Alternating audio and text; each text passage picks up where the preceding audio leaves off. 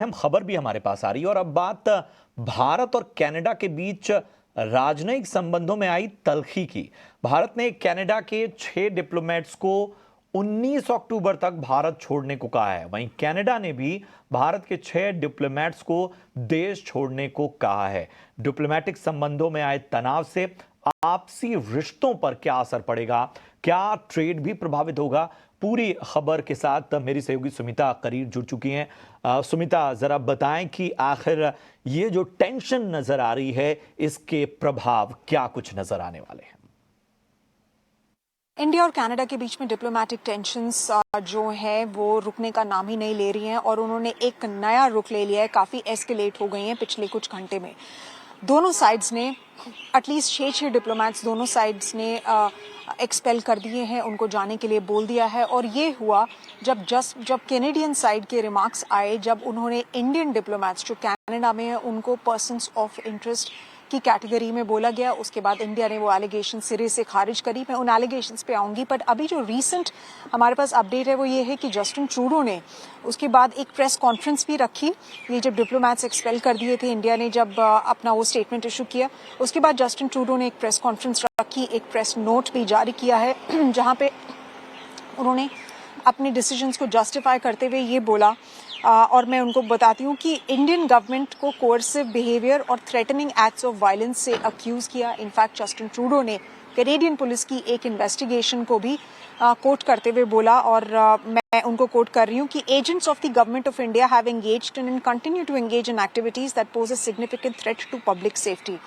उन्होंने ये बोला है और उसी की वजह से उन्होंने बोला कि इन डिप्लोमेट्स को एक्सपेल कर दिया गया है। जस्टिन ट्रूडो ने उस स्टेटमेंट में और उस प्रेस कॉन्फ्रेंस में ये भी बोला कि वो अर्ज करते हैं इंडियन गवर्नमेंट को कोऑपरेट करने के लिए इन्वेस्टिगेशंस पे। अब इम्पोर्टेंट बात जो नोट करने वाली है वो ये है कि इंडिया ने जब से फर्स्ट ये एस्केलेशंस, नई जो एस्केलेशंस शुरू हुई ऑलमोस्ट अ ईयर बैक, तब से इंडियन गवर्नमेंट ने ये मेंटेन किया है कि कनेडियन सॉइल को एक्सट्रीमिस्ट एलिमेंट्स के पनपने के लिए यूज किया जा रहा है, पॉलिटिकल गेन्स के लिए यूज किया जा रहा है। और जबकि जस्टिन ट्रूडो बोल रहे हैं कि कोई क्रेडिबल एविडेंस शेयर किया है, वो चाहते हैं कि इंडियन गवर्नमेंट उनके साथ कोऑपरेट करे, बट इंडियन गवर्नमेंट ने मेंटेन किया है कि कोई एविडेंस शेयर नहीं किया गया है, क्योंकि इंडियन गवर्नमेंट ने एविडेंस मांगा था। इंडियन गवर्नमेंट ने बोला है कि कनेडियन गवर्नमेंट ने कोई भी एविडेंस शेयर नहीं किया है।